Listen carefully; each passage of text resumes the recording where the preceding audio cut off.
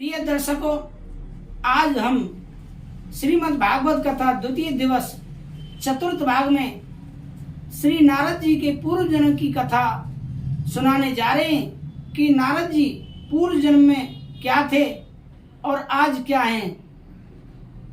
ध्यान पूर्वक सुने। तदप जता श्रुत जसमति मोरी, कहूं देख प्रीत अत तोरी।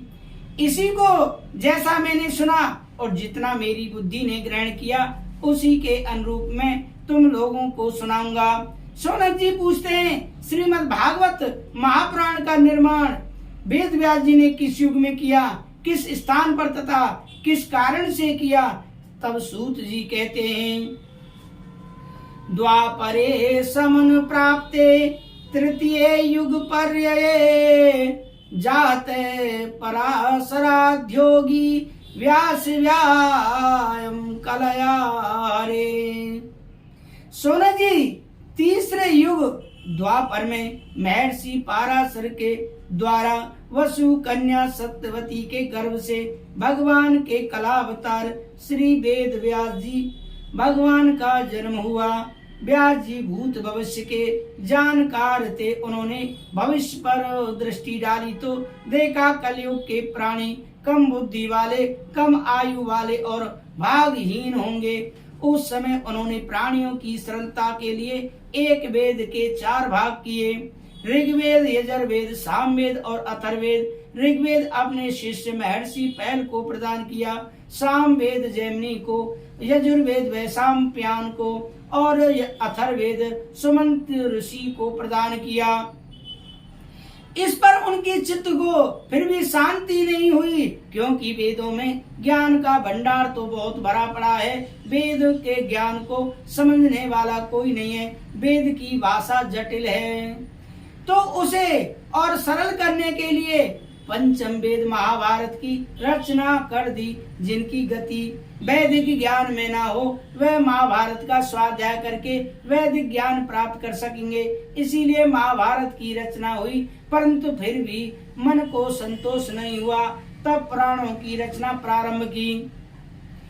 एक एक करके 17 पुराण लिख डाले, पर व्यास जी महाराज का मन अभी भी संतुष्ट नहीं हुआ। सोच रहे थे कि अब और क्या किया जाए। अचानक उनके कान में ध्वनि सुनाई पड़ी, नारायण नारायण नारायण, श्रीमन नारायण नारायण नारायण, श्रीमन नारायण नारायण हरि हरि, श्रीमन नारायण नारायण हरि हरि। तेरी लीला सबसे न्यारी न्यारी हरि हरि, तेरी लीला सबसे न्यारी न्यारी हरि हरि। भजमन नारायण नारायण हरि हरि, जय जय नारायण नारायण हरि हरि, श्रीमन नारायण नारायण हरि हरि। हरि ओम नारायण, ओम नमो नारायण, हरि ओम नारायण, ओम नमो नारायण, लक्ष्मी नारायण नारायण हरि हरि। बोलो नारायण नारायण, भजो नारायण नारायण हरि हरि, जय जय नारायण नारायण हरि हरि, श्रीमन नारायण नारायण हरि हरि। तेरी लीला सबसे न्यारी न्यारी हरि हरि, श्रीमन नारायण नारायण हरि हरि। ओम नारायण नारायण हरि हरि, ओम नमो नारायण नारायण हरि हरि। सत्य नारायण नारायण हरि हरि, जपो नारायण नारायण हरि हरि, भजो नारायण नारायण हरि हरि। जय जय नारायण नारायण हरि हरि, श्रीमन नारायण नारायण हरि हरि। तेरी लीला सबसे न्यारी न्यारी हरि हरि, श्रीमन नारायण नारायण हरि हरि। ओम नारायण नारायण हरि हरि, बोलो नारायण नारायण हरि हरि। इस प्रकार कीर्तन किया। देवर्षि नारद अपनी वीणा पर गोविंद के गुणानुवाद गाते हुए व्यास जी के सामने प्रकट हो गए। नारद जी देवर्षि नारद जी का दर्शन करते ही व्यास जी महाराज खड़े हुए और बड़े बड़े देवताओं के द्वारा परम पूज्य देवर्षि नारद जी का व्यास जी महाराज ने पाद्य अर्घ आचमन आदि के द्वारा विधिवत पूजन किया। अतिथि पूजन करने के पश्चात जब आदर पूर्वक आसन पर बैठाए तब नारद जी मुस्कुराए और बोले, हे पाराशर नंदन, पाराशर ऋषि की सम्मति में जो हुए वह सब पाराशर तो व्यास जी को पाराशर कहकर संबोधित कर रहे हैं। हे पाराशर जी, आपका मुंह थोड़ा मलिन सा क्यों दिख रहा है? आपके धर्म कर्म सब व्यवस्थित तो चल रहे हैं। आपकी दिनचर्या में भगवत सेवा पूजा में कोई विघ्न तो उपस्थित नहीं हो रहा है। व्यास जी कहते हैं, नारद जी, आपने जो भी कुछ पूछा है वह सब ठीक चल रहा है। मेरे पूजा पाठ में कहीं कोई बाधा नहीं है। मैंने जीवों के कल्याणार्थ भी बड़े बड़े ग्रंथों की रचना कर डाली, फिर भी न जाने क्यों मेरे चित्त को चैन नहीं पड़ रहा है। अभी भी मेरा मन संतुष्ट नहीं हो पा रहा है। अभी भी मेरे हृदय में प्रसन्नता नहीं है। मैंने समाज के लिए कुछ किया, उससे पूर्ण संतुष्टि मेरे मन में नहीं है, और वह क्यों नहीं है यह कारण मैं स्वयं भी नहीं जानता। नारद जी बोले, तो हम बताएं। तब सूत जी कहते हैं, श्री नारद वाच। अब नारद जी बोले, आप कभी श्रीमद् भागवत की मूल पाठ प्रति में ध्यान दीजिए कि इस प्रकरण में पहले केवल नारद वाच कहा, लेकिन अब लिख रहे हैं श्री नारद उवाच। श्री अब लगाई है, पहले नहीं, क्योंकि पहले केवल नारद जी बोल रहे थे, अब बोल रहे हैं वह नारद जी तो बोलते दिखाई पड़ रहे हैं, परंतु प्रेरणा देने वाला तो परमात्मा है। व्यास जी का मार्गदर्शन कराने के लिए नारद जी के भीतर से परमात्मा बोल रहे हैं, इसलिए श्री नारद उवाच ऐसा पाठ देखने में आता है, क्योंकि अब स्वयं भगवान नारद जी के माध्यम से व्यास जी को भागवत का उपदेश दे रहे हैं। भागवत का मतलब भगवता प्रोक्तम, भगवान ने जो कहा, भगवान ने ही ब्रह्मा जी के भीतर श्री नारद जी को कहा, फिर भगवान ने श्री नारद जी के भीतर बैठकर व्यास जी को कहा, फिर व्यास जी के भीतर बैठकर भगवान ने ही सुखदेव जी को कहा, फिर सुखदेव जी के भीतर बैठकर भगवान ने ही परीक्षित को कहा, तत्रा भगवत भगवान व्यास पुत्र। इसीलिए बोलता हुआ कोई भी दिखाई पड़े, पर वक्ता के भीतर से बुलाने वाला तो परमात्मा ही होते हैं, इसीलिए वक्ता भगवत स्वरूप ही होता है। इसलिए अब नारद जी की भी तरफ भगवान बोल रहे हैं। नारद जी कहते हैं, व्यास जी, तुमने बहुत कुछ लिखा, अपनी लेखनी में बहुत चमत्कार दिखाए। कहीं कहीं पर तो आपने ऐसे व्यामिश्रित वाक्य बोल दिए कि लोगों की बुद्धि समझने में चक्कर खा गई। नारद जी बोले, व्यास जी, हंस मोती चुनते हैं, कौ के साथ हंस थोड़े ही घूमेंगे, उसी प्रकार तुमने बहुत चित्र विचित्र भाषा का वैशिष्ट्य तो दिखाया, पर गोविंद के गुणानुवाद नहीं गाए। नैसर्ग में भी भगवान की प्रीत न हो तो उसे निष्काम कर्म की भी कोई शोभा नहीं, उस ज्ञान की कोई शोभा नहीं जो गोविंद से जुड़ा हुआ ना हो। इसीलिए व्यास जी महाराज, जब तक भगवान की कीर्ति कौमुदी का विस्तार नहीं करोगे, गायन नहीं करोगे, तब तक ना तो आपको ही चैन मिलेगा, ना तुम्हारी उन पूर्व कृतियों में भक्तों का इतना आनंद मिलेगा। व्यास जी महाराज, मुझे देखो, अहम पुरातीत भवे भवम मुने दास्यास्तु कस्याश्चन वेदवादनाम निरूपितो बालक एव योगिनाम शुश्रूषणे प्रावृषि निर्विक्षताम। मैं पूर्व जन्म में दासी पुत्र था, पर मेरी माँ संतों में बड़ी श्रद्धा रखती थी, ब्राह्मणों की भक्ति करती थी। ब्राह्मणों की बड़ी भक्त थी। जब से मैंने होश संभाला माँ के साथ ही जाता था। माँ संतों की सेवा में जाती, मैं साथ में जाता। महात्मा लोग स्नान कर लेते तो उनके कपड़े माँ के साथ में भी धोता था। महात्माओं के लिए जंगल में समुदाय बीन कर लाता था। महात्मा लोग प्रसाद ग्रहण कर लेते तो उनका उच्छिष्ट प्रसाद में पाता था, झूठा प्रसाद में पाता था। महात्मा लोग कीर्तन करते थे, नाचते थे तो मैं भी उनके साथ साथ खूब ताली बजा बजा कर नाचता था।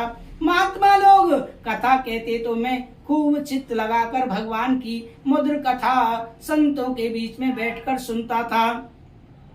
चातुर्मास में परमात्मा के भजन में उन संतों का संग पाकर मेरा चित्त खूब रम गया। संतों की संगति से मेरा मन भी परमात्मा की प्रेम में रम गया।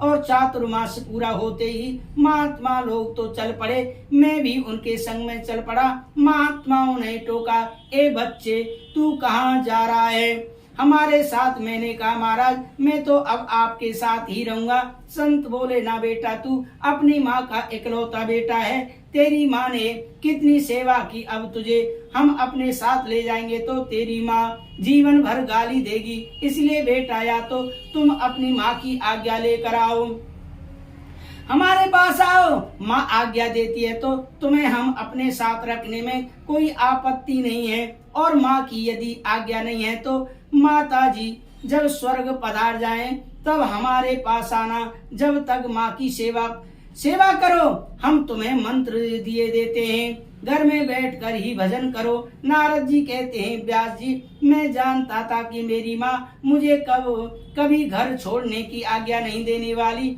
इसीलिए माँ से मैंने कुछ नहीं कहा। और महाराज जी ने जो मंत्र दिया, क्या मंत्र दिया साधुओं ने नारद जी को पूर्व जन्म में? नमो भगवते तुभ्यं वासुदेवाय धीमहि प्रद्युम्नाय निरुद्धाय नमः संघर्षणाय च। पुनः बोल देता हूं आपको, कौन सा मंत्र दिया नारद जी को पूर्व जन्म में साधुओं ने? नमो भगवते तुभ्यं वासुदेवाय धीमहि प्रद्युम्नाय निरुद्धाय नमः संघर्षणाय च। इस मंत्र का घर में ही बैठकर देखिए, इस मंत्र की जो संख्या है भागवत में पहला स्कंद 5वां अध्याय और 37वां श्लोक है। इस मंत्र का घर में ही बैठकर माला जपने लगा। 24 घंटे प्रेम में डूबा प्रभु की माला जपता रहता। मेरा अन्य बालकों की तरह कोई भी खेलने में मन नहीं लगता था। संसार की बातें कभी मुझे अच्छी नहीं लगती थी, सदा हरि भजन में मस्त रहता था। मेरी माँ ने जब मेरी यह स्थिति देखी तो माँ को भय होने लगा, कहीं मैं बाबा ना बन जाऊं। उनकी धड़कन तेज हो गई। माताओं को इस बात का बहुत डर लगता है अपने बच्चे से, कहीं मेरा बेटा बाबा ना बन जाए और कुछ बन जाए, उसकी उतनी चिंता नहीं करती। चोर ना बन जाए, डकैत ना बन जाए, नेता ना बन जाए, आदि आदि कुछ भी बन जाए, पर इसकी कोई चिंता नहीं, लेकिन बाबा ना बन जाए। इस बात की बड़ी चिंता रहती है कि बाबा ना बन जाए। थोड़ा भी तिलक चंदन और कंठी धारण की, माला लेकर भजन किया कि माता जी घबराई। नारद जी कहते हैं व्यास जी, मेरी माँ को मेरी चिंता होने लगी। घर में जो भी आता मेरी माँ एक ही बात करती, मेरे बेटे की जल्दी से शादी करवा दो। बस मेरे बुढ़ापे में एक ही इच्छा है कि रुनक झुनक करती, घर में बहू आ जाए, मेरा बच्चा घर गृहस्थी संभाल ले तो मैं निश्चित हो जाऊं। नारद जी कहते मैंने जब माँ की ये बातें सुनी तो मेरी धड़कन और भी ज्यादा तेज हो गई कि हे प्रभु, ये क्या झंझट है। अभी तो मैं माँ की प्रतीक्षा कर रहा हूँ कि माता जी कब स्वर्ग पधारेंगी। सो ही भजन करने संतों के साथ चला जाऊंगा, और कहीं शादी करके मैया गई तो देवी जी के पधारने की इंतजार करूंगा, प्रतीक्षा करनी पड़ेगी। फिर तो मेरा पूरा जीवन ही यूं प्रतीक्षा ही करते करते बीत जाएगा। क्या करूं हे प्रभु, अब आप ही कुछ करो। ठाकुर जी ने ऐसी कृपा करी कि एक दिन सायंकाल का वक्त था। गैया धोने के लिए मेरी मैया जा रही थी। उन्हें दिखाई नहीं पड़ा और एक सर्प उन्होंने एक सर्प पर पैर रख दिया। सर्प ने तुरंत ही मेरी माँ को काट लिया। मेरी मैया मर गई। एक ने मुझे खबर करी कि तेरी मैया मर गई है, उसे नाग ने काट लिया है। मैं सुनते ही गदगद हो गया। मन में तो मैं बहुत खुश हुआ, पर उस ऊपर से थोड़ा मुंह लटका कर आंसू बहाया, क्योंकि यदि ऊपर से खुश होता तो मुझे संसार के लोग खूब गाली देते कि मैया मरने की खुशी मनाता है। तो भगवान का परम अनुग्रह मानकर माँ का संस्कार किया और सीधा उत्तर दिशा की ओर चल पड़ा। जिसे रास्ते महात्मा लोग गए थे वह उस दिशा की तरफ चल दिया, उत्तर दिशा की तरफ, जिधर जो मंत्र बताया, जो साधु जिनकी सेवा की थी, जिधर साधु गए थे उस दिशा की तरफ नारद जी चल दिए। अब महात्मा तो कब गए थे, मैं कहाँ ढूंढता उन्हें, ढूंढ के परेशान हो गया। महात्मा कहीं नहीं मिले। एक दिन जब चलते चलते खूब थक गया तो एक सरोवर दिखा। सरोवर में मैंने स्नान किया, पानी पीकर प्यास बुझाई। पानी पीकर प्यास बुझाकर जब मेरा परिश्रम दूर हो गया तो एक वृक्ष की सघन शीतल छांव में बैठ गया कि थोड़ा आराम कर लूं। बैठ गया तो आसन जमा कर आंख बंद करके वही मंत्र जपने लगा कि थोड़ी देर ध्यान करूं, भजन करूं, फिर आगे चलूं। परंतु वह ऐसा पावन दिव्य स्थान था कि मैं जैसे ही माला लेकर भजन कर रहा था कि धीरे से भगवान की सांवली सलोनी सूरत मेरे हृदय में प्रकट हो गई। मैंने ध्यान में जो भगवान की बाकी झांकी की आभा प्रभा शोभा का दर्शन किया तो मेरे आनंद का पारावार नहीं रहा। ओहो, मेरी साधना सफल हो गई, मैं सिद्ध हो गया, मुझे साक्षात नारायण का साक्षात्कार हो गया। मेरे आनंद का ठिकाना नहीं रहा और उस आनंद के सागर में गोता लगा रहा था कि अगले ही क्षण वह सभी गायब हो गई। अब मेरे को बड़ी घबराहट हुई कि देखते देखते अचानक भगवान कहाँ भाग गए। मैंने फिर दोबारा आसन लगाया, फिर वही भजन किया, फिर ध्यान लगाया, लाख कोशिश की पर कुछ नहीं हुआ। अब तो मेरी विरह वेदना इतनी प्रबल हो गई कि मैं चीत्कार करके रोने लगा, छाती पीटने लगा। हे प्रभु, क्या हो गया? मुझसे कौन सा दोष बन गया? कौन सा दोष बन गया कि इतनी सुंदर छवि का दर्शन कराते कराते आप भाग गए। जब मैं बहुत बुरी तरह रोया तो अचानक मेरे कान में प्रभु की वाणी सुनाई पड़ी। आकाशवाणी ने कहा कि अरे बस, अभी तुम परपक्व योगी नहीं हुए हो, कच्चे हो। जब परपक्व सच्चे योगी बन जाओगे तभी ही तुम्हें मेरा दिव्य दर्शन प्राप्त होगा। अभी तुम अनाधिकारी हो, इसी प्रकार साधन करो, फिर तुम्हें हम मिलेंगे। मैं बोला, महाराज, जब मैं परवक्त नहीं था तो आप मुझे अभी दर्शन देने क्यों आए? मैं परवक्त हो जाता, सिद्ध कोटि में पहुंच जाता, तभी दर्शन देने आते। पर आपने तो दर्शन की छटा दिखाई और फिर जो भाग गए। अब तो मैं उसके बिना रह नहीं पाऊंगा। मैं तो उसके लिए छटपटा रहा हूँ, जैसे पानी से पृथक मछली की स्थिति हो जाती है। आपने जो वह स्थिति मेरी कर दी है, मैं आपके बिना नहीं रह पाऊंगा। भगवान बोले, बेटा, वह तो मैंने अपनी रूप सुधा की चटनी चटाई थी। अरे बालक, तू बालक है, विरक्त हो गया है, पर जब बहुत दिन हो जाएंगे कदाचित तुझे मेरा दर्शन बहुकाल तक नहीं हुआ तो तेरी बुद्धि में भ्रम उत्पन्न हो सकता कि कहीं महात्मा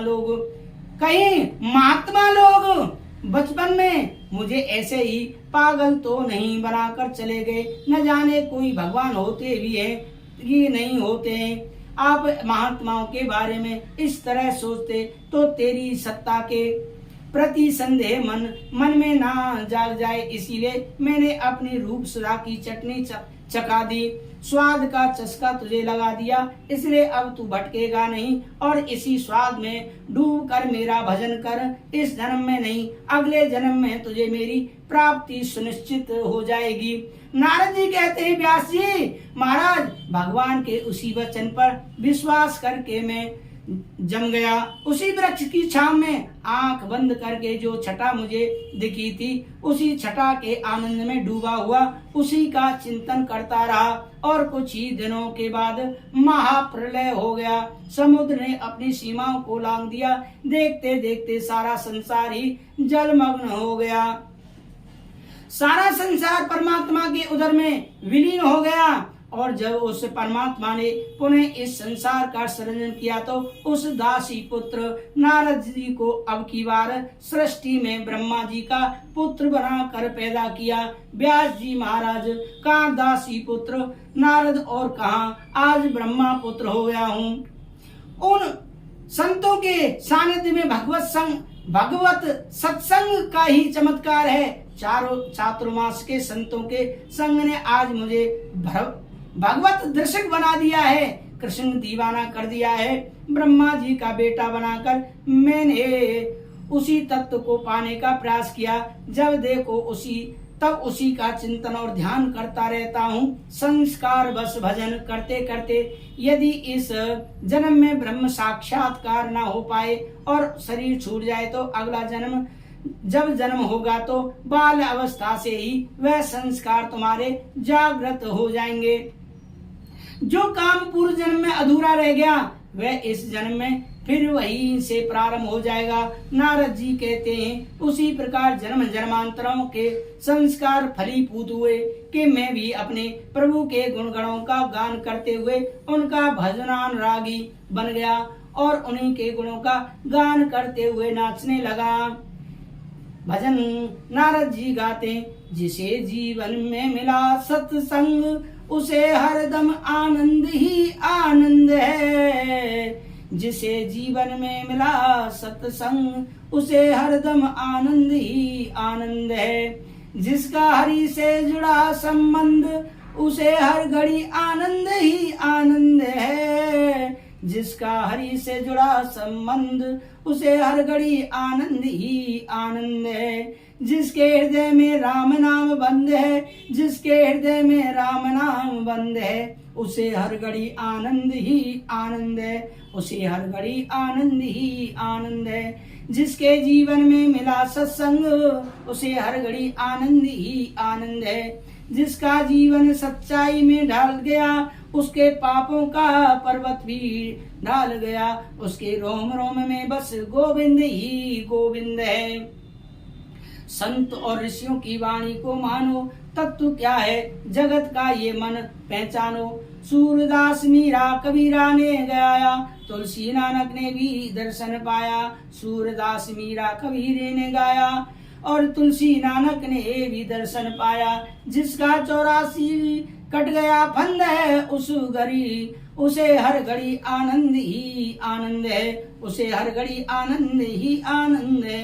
इस तरह से नारद जी ने भजन गाया और वेद व्यास जी को समझाया कि जो व्यक्ति जैसा करता है वैसा ही पाता है। इसीलिए आप भगवत दर्शकों श्रोतागणों, आप भगवान का चिंतन जरूर करें। समय निकाल करके ये मनुष्य देह ही आपको भगवान प्राप्ति के लिए, भगवान का भजन करने के लिए ही प्राप्त हुआ है, लेकिन आप रास्ते से भटक गए हैं। इसीलिए आप भगवान का भजन करें और हमारी श्रीमद् भागवत कथा को क्रम से प्रतिदिन आप सुने, जरूर आपको भगवत प्राप्ति होगी, घर में सुख शांति मिलेगी, ऐसा निश्चित समझें। इसी के साथ में आज आपसे विदा लेता हूँ। श्रीमद् भागवत कथा द्वितीय दिवस पंचम भाग को हम अगले एपिसोड में बताएंगे।